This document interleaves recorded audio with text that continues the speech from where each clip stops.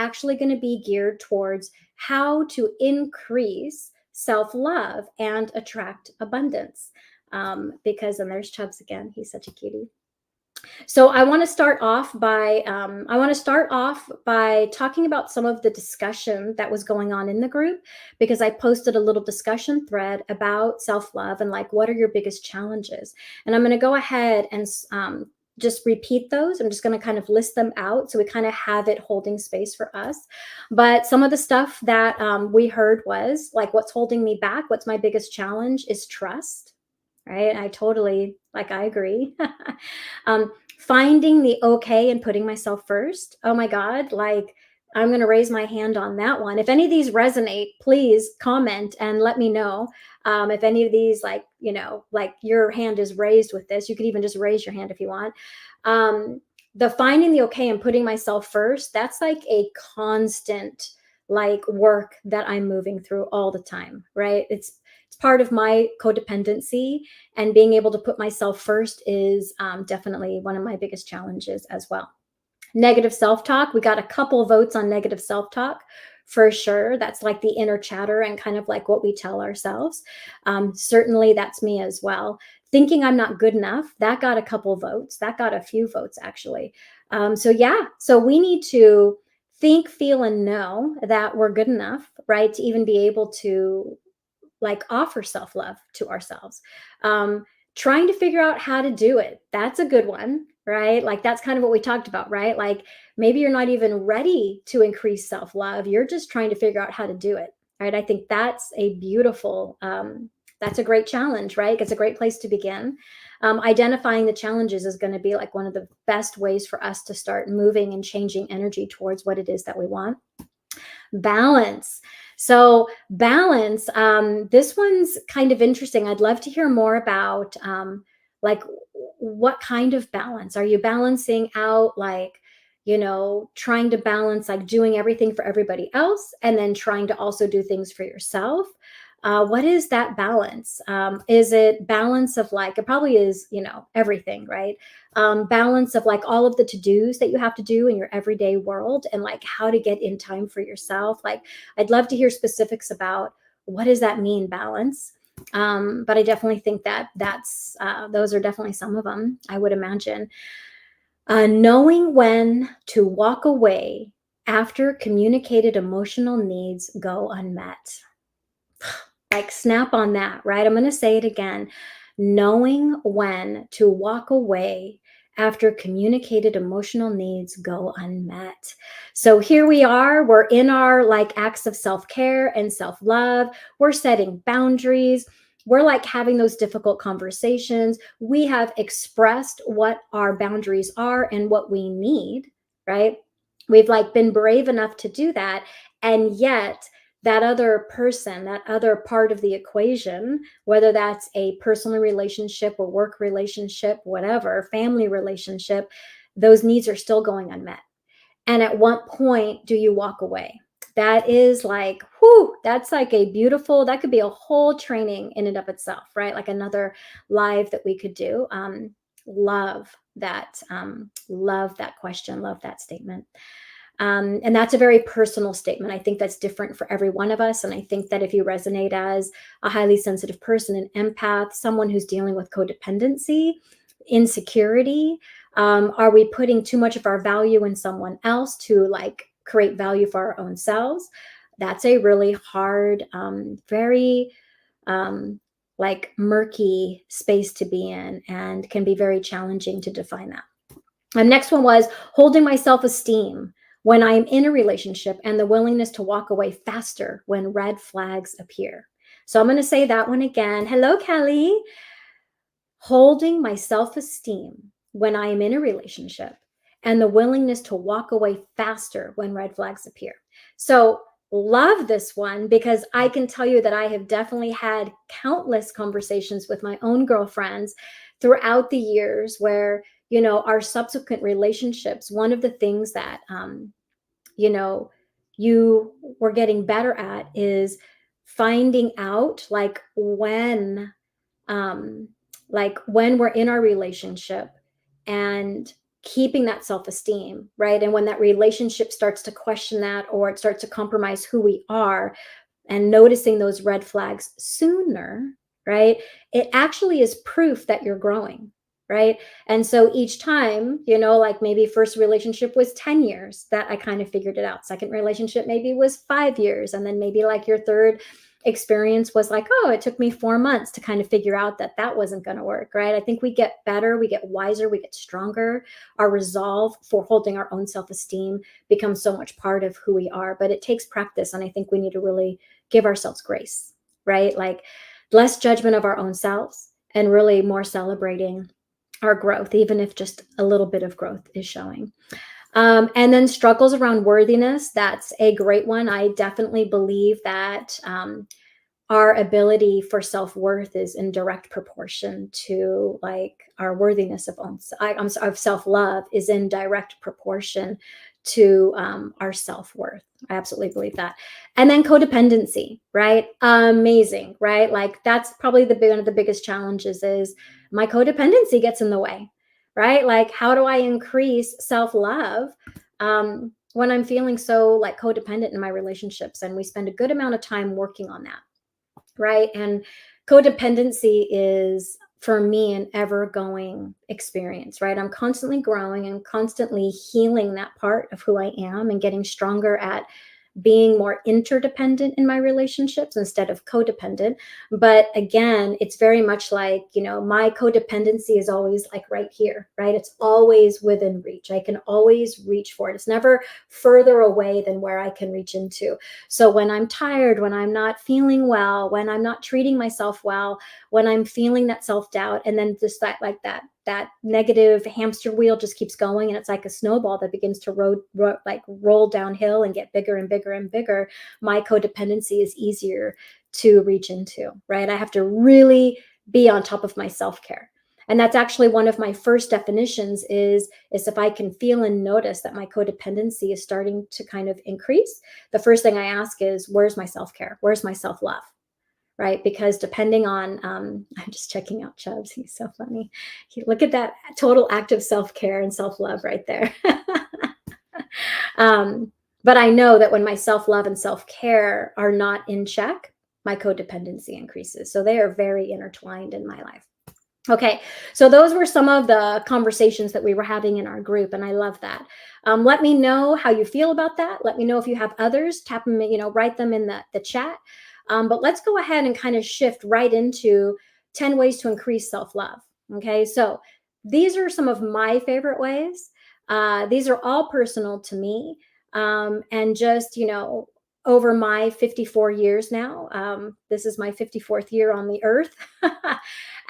For my 54 years here, this has been my experience and how I've successfully been able to turn the corner with self-love. Growing up in a world, in a family where, children are meant to be seen and not heard, and women are subservient to men, and God is above man and man is above woman. And there's like a lot of that belief and that culture growing up that I took on, that it took a really long time, lots of experience and lots of mistakes, lots of like self-forgiveness for me to really start moving like the needle towards deeper acts of self-love. So one of the first ways to increase self-love is, and I'm going to say like to get curious about it, right? Like it took me a while to just be conscious of the idea of like, what is self-love? Because in the beginning it was like self-love, like I'm not even interested in that. I don't even know what that is. And anybody who's into that is like doesn't make sense, right? Like it wasn't even like in my dictionary. So I wasn't looking at it. I was being super judgmental of it, right? Like if you were someone who did a lot of acts of self-love and self-care, then I just was super judgy about it and wasn't interested, right? And I would say that this was leading up into like towards the age of 30, right? And at the time, I would not have told you that I was being judgy, right? But looking back upon myself, and being really honest about it, I was totally being judgmental of others and thought that it was selfish and all the things. And, that's not how are you supposed to be loving and kind, right? If you're taking so much time into yourself, right?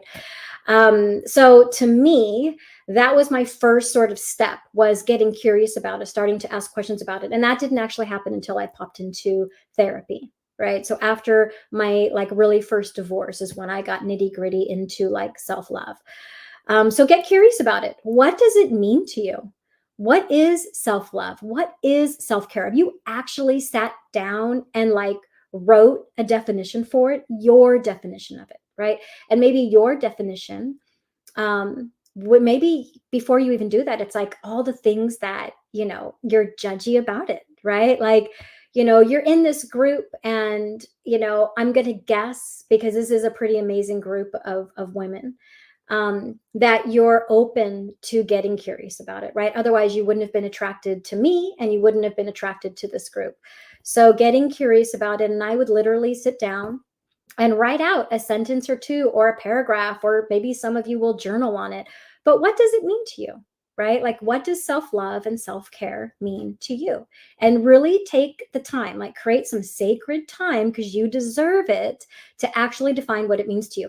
I personally think that it's hard to do something if you don't know what it is, right? Like, how can you do it? How can you create acts of self love when we don't even have a definition for it? And I love what Betty just said, right? Like, self love is freedom. Like, for her, it's freedom. I would totally agree. I would, that 100%, totally, right? It's freedom. So how much are you allowing yourself to do it, right? How much are you allowing yourself like the time to do it? And do you feel guilt or judgment around it? Okay. Are you feeling shame around it? And really, how do you give yourself self love? And how do you treat yourself with self love? Right? Really start asking yourself those questions. I think getting curious about, like, where are you in the act of self love, right? Where are you on that journey? Okay. I think that's number one. Get curious about it, define it, take the time to define it. Okay.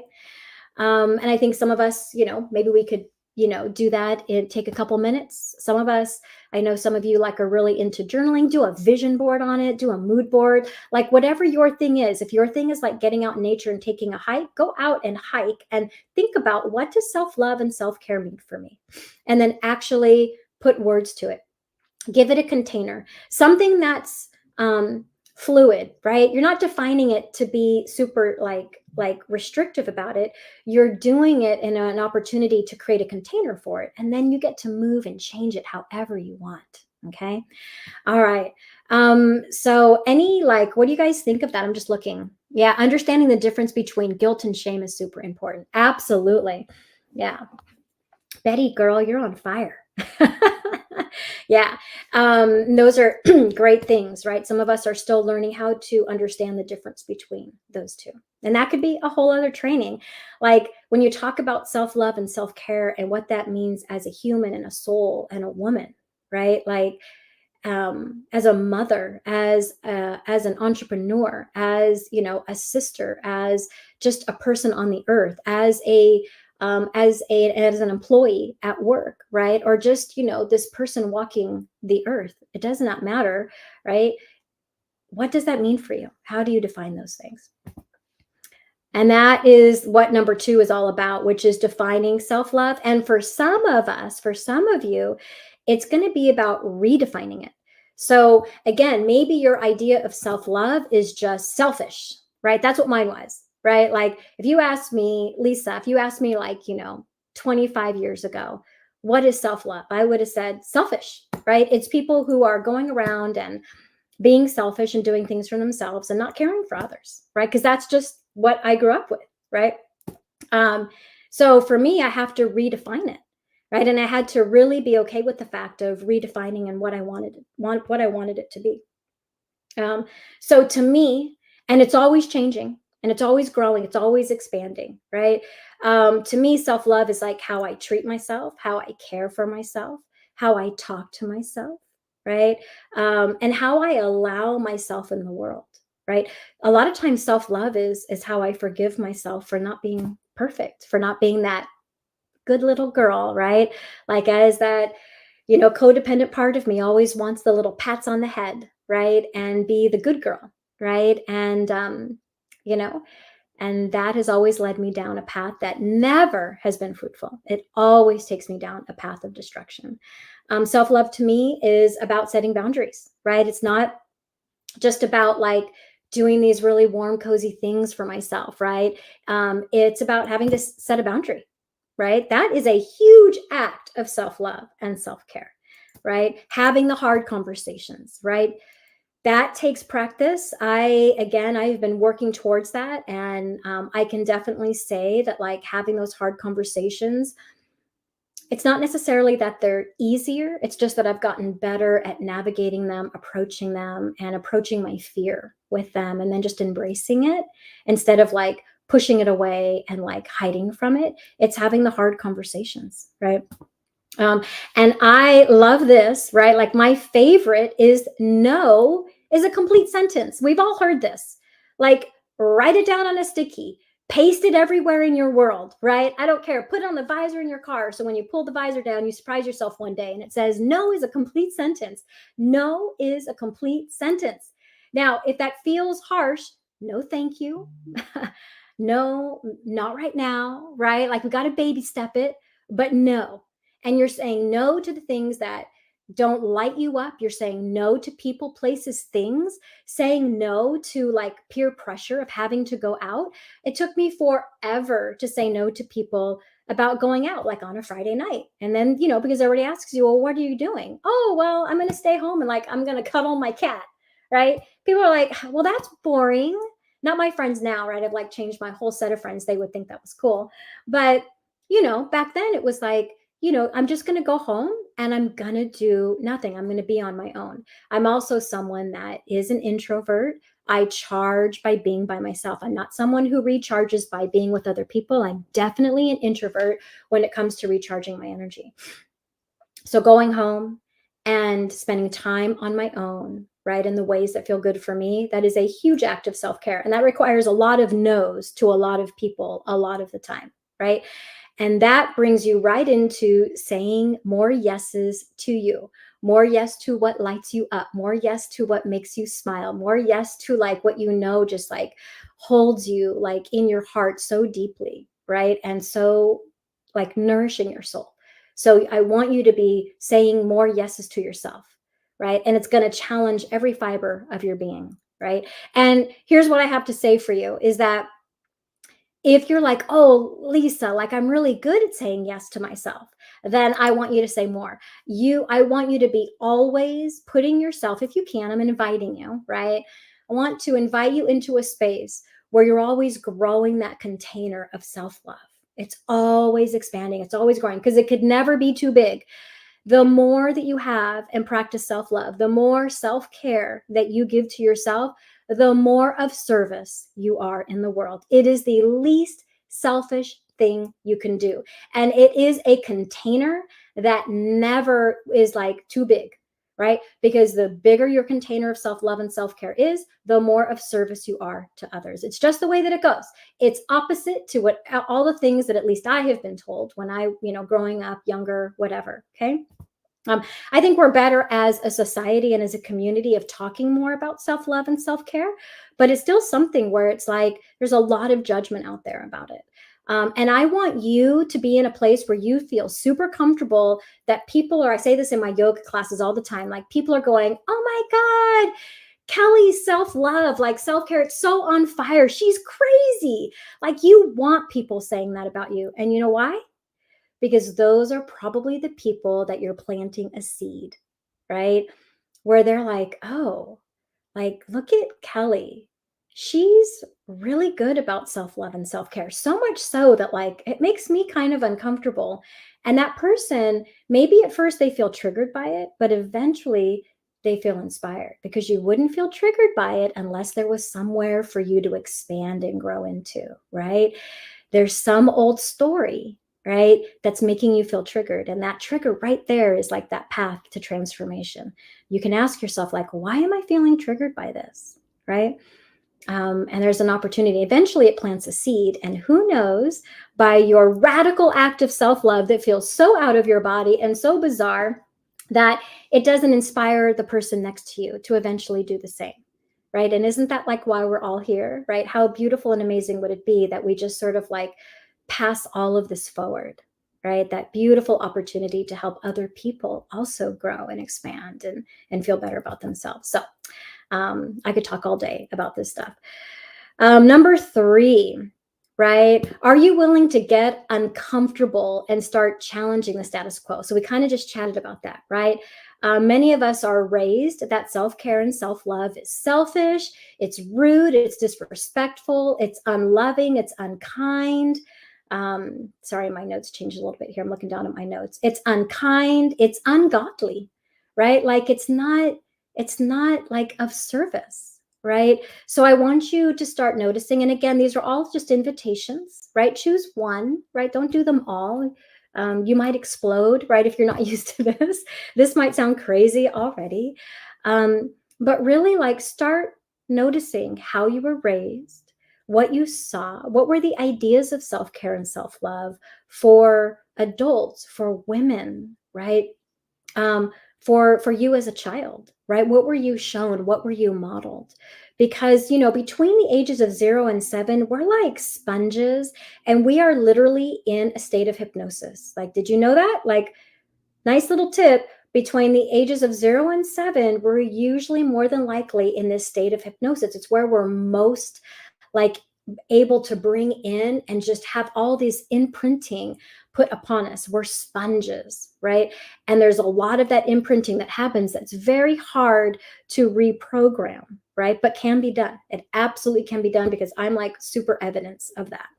I have reprogrammed a lot of that stuff, and a lot of trauma, right, based on that. So, are you willing to challenge the status quo? Right? Are you willing to be that crazy person that's like, people are going, oh my God, Lisa's self care, like crazy. Like, oh my God. Like, I like it when people think about that now, like about me.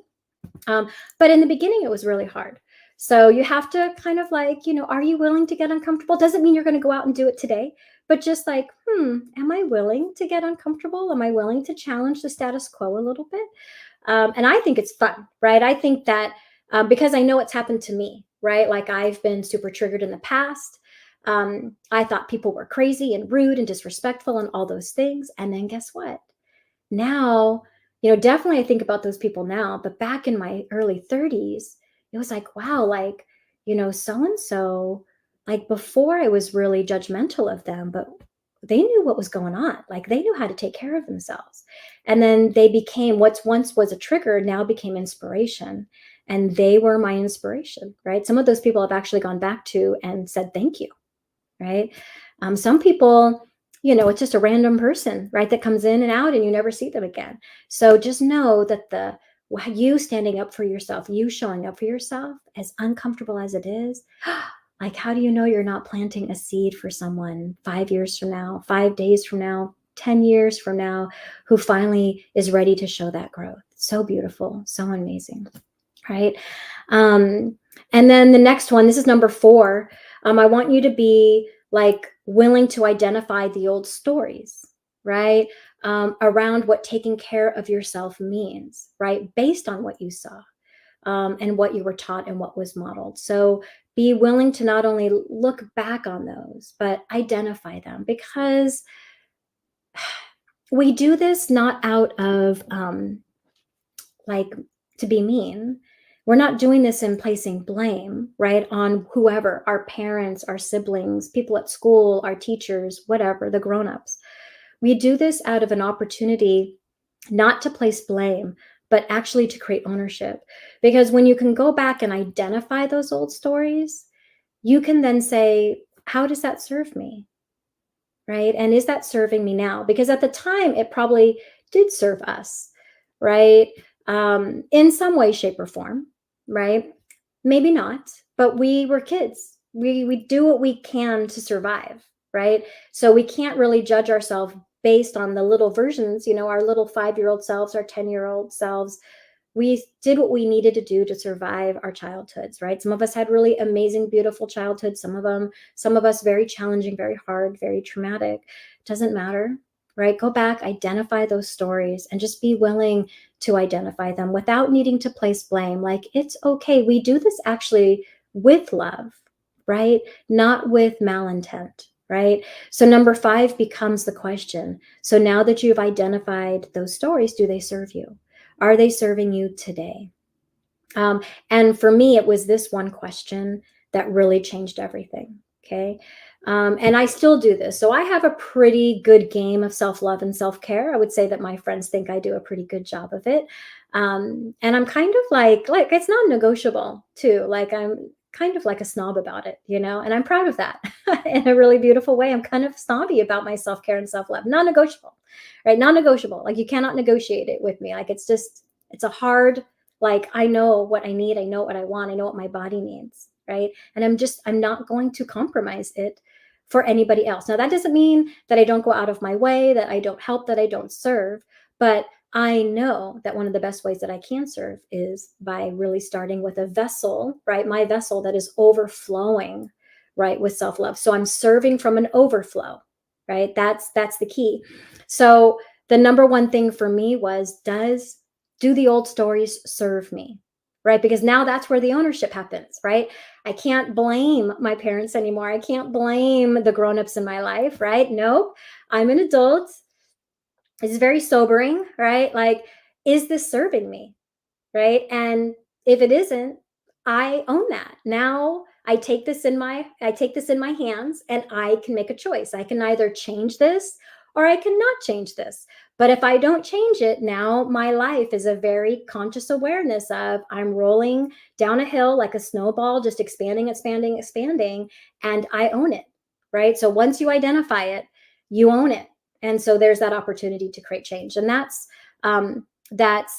simple, but not necessarily easy, right? And I think that that's where we really start to develop those skills, strengthen that muscle of self care and self love is through ownership, right? I want you to imagine it's like you going to the gym and you're lifting weights and you have to keep going. It's an everyday process. It's not an every once in a while process.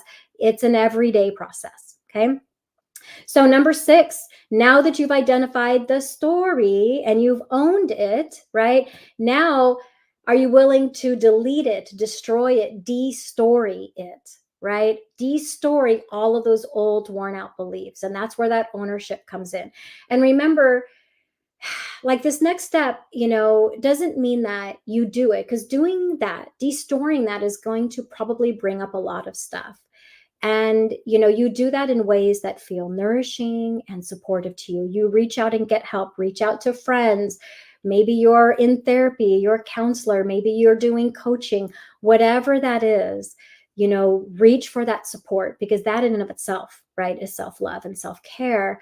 But the idea of be willing to destory it, to delete it, to destroy it, it's okay, right? It's like the transformation card in the tarot. Like, be willing to burn that down, right? So you can rebuild a brand new foundation, right? Transformation, right? Total tower card in the tarot deck.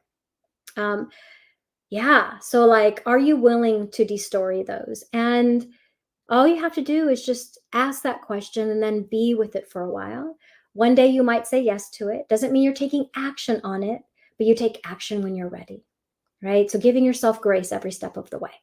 And then once you release those stories, now we're going to reframe them. How do we create a brand new story? You need to rewrite that story, which means you need to go back to a space of like redefining. So, what do you want your life to look like? What does, right, like a new story look like for you, right? For me, it's self love and self care, non negotiable. Self love and self care is awesome. Self love is like a bare minimum in my life. I don't live my life without acts of self love every single day, right? You have to reframe those stories. I'm worthy. I am worthy of putting myself first. I am worthy of like loving who I am. I am worthy of being here on the earth, on the planet. I have a voice to share. I'm allowed to take up space in a room, right? And that's going to require lots of redefining what self-worth is, where you are on that self-worth journey. Again, that could be a whole other, right, training that we do. So like lots of great conversations that we can have. Um, and then here's one: releasing the guilt and the shame, right, around putting yourself first. There is so much guilt and shame around putting ourselves first. Putting yourself first, like I said before, is the least selfish thing you can do. And one of the biggest reframes that I did is I went through a time during my first divorce where I did like a lot of new vocabulary. I removed old vocabulary that wasn't working out for me, old words, and I replaced it with new words. And one of them was selfish. I replaced every time I heard, I'm being selfish, this is selfish, right? I'm being a selfish person. This is a selfish act. I replaced all of that with the word self-full. This is a self-full act. I am filling myself up with love by doing this thing, whatever that thing is. It's self-full. It's not selfish, right? It's self-full. And as I fill up my container, my body, my soul, my heart with love and acts of self-love and self-care, I am actually of better service and of greater service to everyone around me. I'm a better mom. I'm a better friend. Hopefully I'm a better sister, right? I'm a better employee. Now I'm an entrepreneur. So I'm a better entrepreneur. I'm better at everything I do. Okay. So the better you are, like the more of that energy you're just like pouring out into the world, and you're just like enveloping everyone with this happier, more beautiful, more like like abundant version of who you are. It's like the least selfish thing you can do. Got to get that guilt and shame. We got to figure it out, release it, and then move on, right? And then number 9, realize that your acts of self-care and self-love are in direct proportion to your self-worth. Now, I can talk about self-love and self-care all day long with my clients and friends and everything. And I know this for myself, right? If we have a lack of self-worth, it is going to be really, really hard to convince ourselves that we're worth the time, the energy, the investment, the work, the opportunities to create acts of self-love and self-care. It's going to be really hard to convince ourselves to do it because we don't even feel like we're worthy of the 30 seconds it would take to, I don't know, take in a deep breath, right? You have to start evaluating self-worth. And self-worth, again, like all of this is going to start to uncover a lot of like what was going on when you were little, what were the stories, what did you pick up on, right? What's a part of who you were at a very fundamental level, and how much is that related to lack of self-worth, right? And we've got to work on that. We got to find out what that is. We've got to release it, right? Process it, integrate it, so we can expand into a greater sense of self-worth. Because once you start expanding self-worth, acts of self-love and self-care, they just go hand in hand. It will feel so much more like harmony and balance and ease. Okay. That's a huge one. Huge, huge, huge, huge. And then like magic. Okay. Magic tip: take small steps. Okay.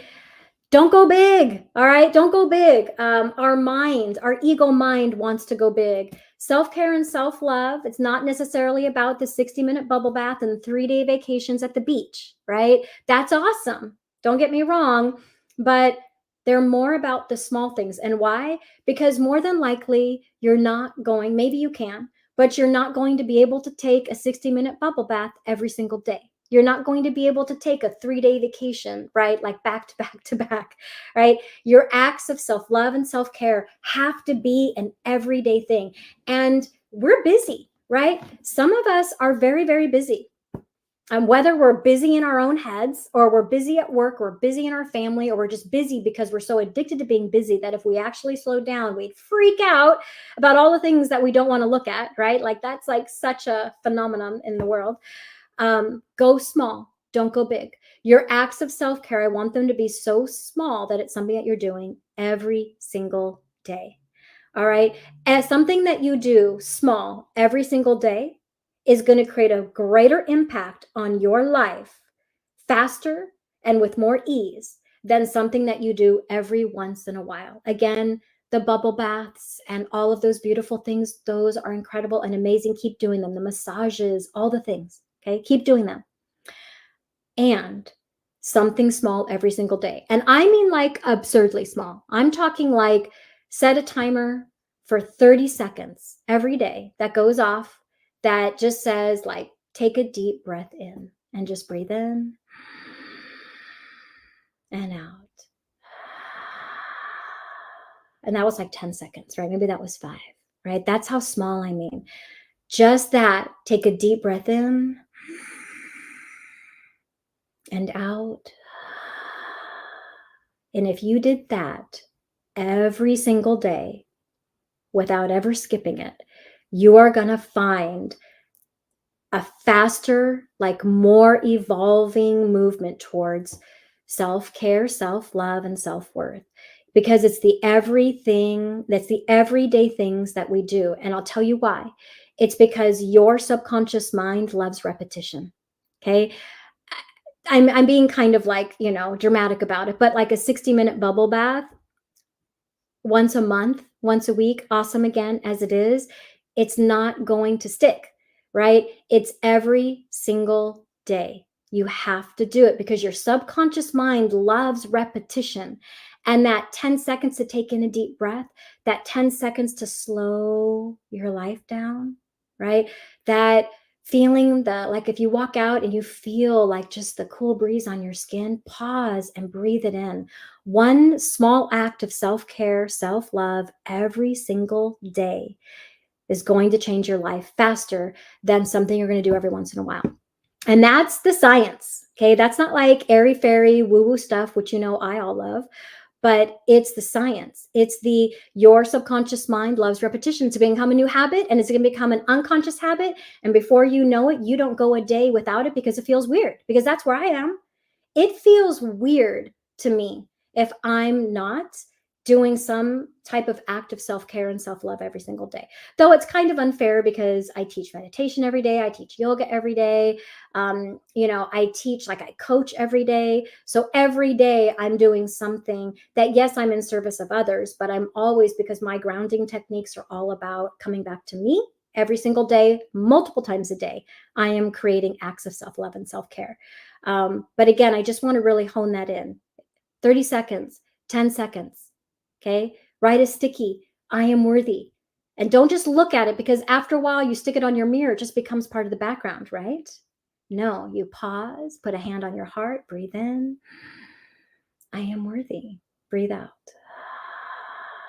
And that's it. Every day. And things will change. Okay. Now, I wanted to give you a little bonus. So number 11, this one is fun. This one I actually did for myself. Stop complaining. Go 24 hours without complaining. Just catch yourself. This isn't to judge yourself. This isn't to get down on yourself. Just see how it goes. I want you to see, maybe for some of you, it's super easy. Maybe you already do this. Some of you, you're going to be like, wow, like, it's hard for me to go like a whole 24 hours without complaining. Or maybe you go really well, and then someone comes in and they want to start complaining and you hop on the bandwagon, right? Because it's easy to do. Go 24 hours without complaining. Just see how that feels. And then I want you to now bless every small thing in your life. So, and if you've heard my other trainings on this, thank you, more of this, please. You find a penny on the ground, thank you, more of this, please. Someone lets you in on the freeway, thank you, more of this, please, right? Someone lets you in on the line because you had 2 items and they had 20 and they let you go ahead, thank you, more of this, please. The smallest of things I want you to start blessing. Because again, repetition, repetition, repetition, we're creating new neural pathways, okay? The old pathways, we just want to make cobwebs out of those. They're not going to go away. We're just going to stop using them. And we're going to start just digging this groove of a new neural pathway. Thank you, more of this, please. Thank you, more of this, please. Thank you, more of this, please. And eventually you're going to start getting on this new, like, trajectory of ease and happiness and positive experiences and synchronicities, because you keep blessing the small things energetically. You're just going to start noticing more and more and more, right? Subconscious mind loves repetition. It's how we learn and it's how we create.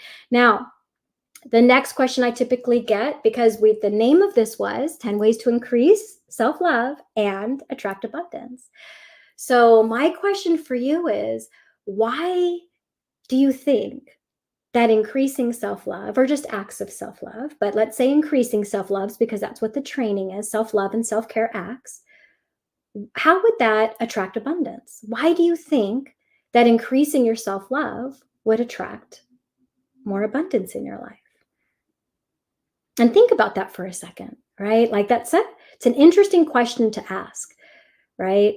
And like, if you have some ideas, let me know. Would love to read them. I'll definitely read through all of the comments later as well. Definitely get to those. But why do you think increasing self-love and self-care would actually attract more abundance into your life? And I'll tell you, right? At least for me, because when you take the time to nurture and nourish your soul, right? Who you are, how you are, what you are. And I'm going to be silly, but you become the CEO of your soul, right? Like, you become like this someone who owns who you are, right? You're like top dog. You're believing like, I own this. This is me. I get to own this and run this, and like I get to like be a part of something amazing, when the amazing is you, right? So it doesn't matter if you're learning to be the CEO of your own soul, or you're an entrepreneur and a CEO of your business. Doesn't matter, somewhere in between. um, you're taking ownership, and you've heard me say that a lot tonight. It's like, you are taking ownership. You're owning who you are, your heart, how you want to show up in the world. And all that time, all that effort, all that opportunity that you're creating, you create this new energetic imprint. Like, we're all energy, right? Like, whether it's who we are as humans, this piece of wood, this crystal, right? This beautiful little cat here, everything down to like its bare molecule, we're just energy, right? We're atoms.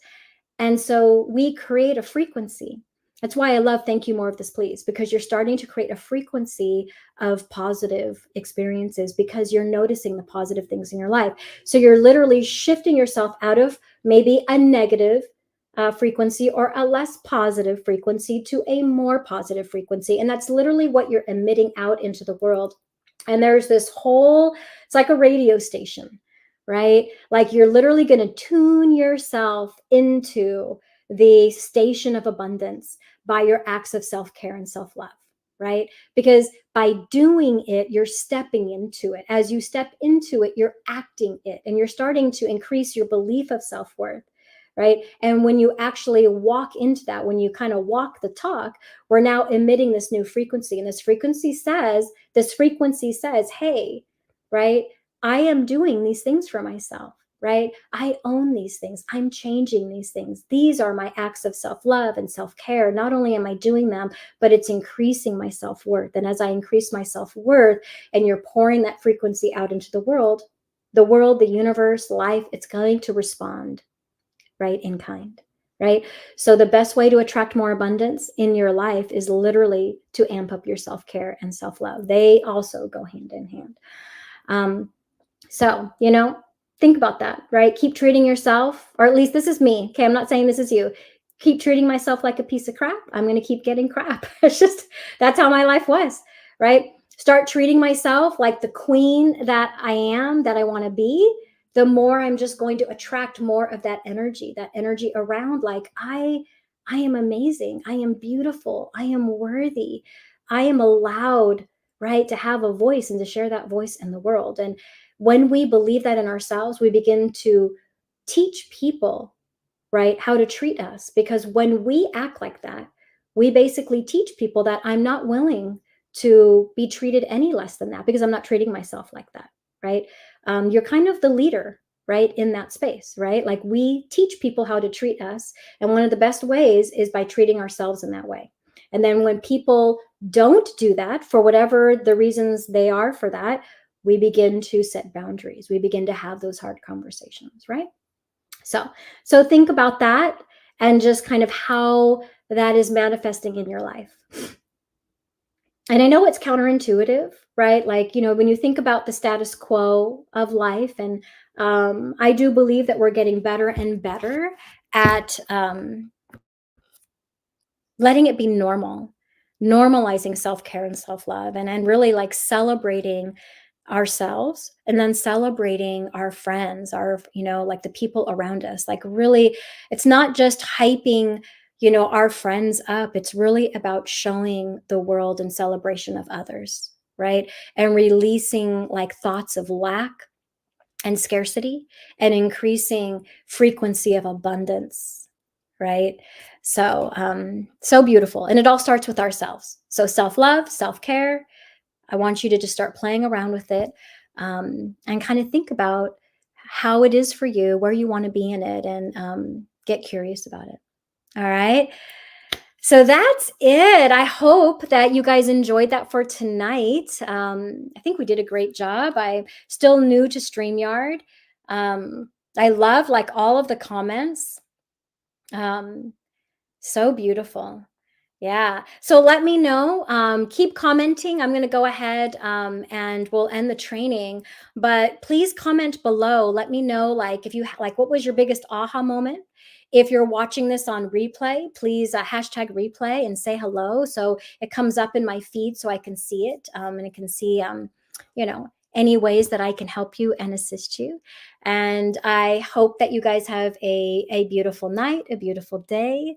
I love you very much. And I want to see huge acts of self-love and self-care, right? Feel free to post it in the group so we can cheer you on. I would love to cheer you on that journey.